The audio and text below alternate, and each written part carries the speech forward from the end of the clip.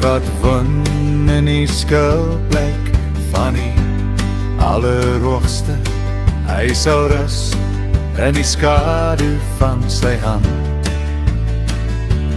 Hy is my toevlug, my vesting, my Here. By U alleen sal ek bly staan.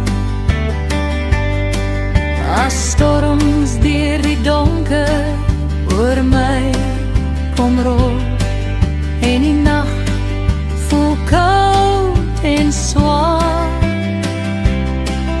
dan weet ek, Here, U hou my vas, U beskerm my teen gevaar. Onder die vlerke vind ek vrede, soos 'n kind wat veilig lê. Geen vrees vir die skadu van middernag, want U stap elke tree saam met my. My toevlug, my rots, my ewige skuilplek, in U hande is ek vry.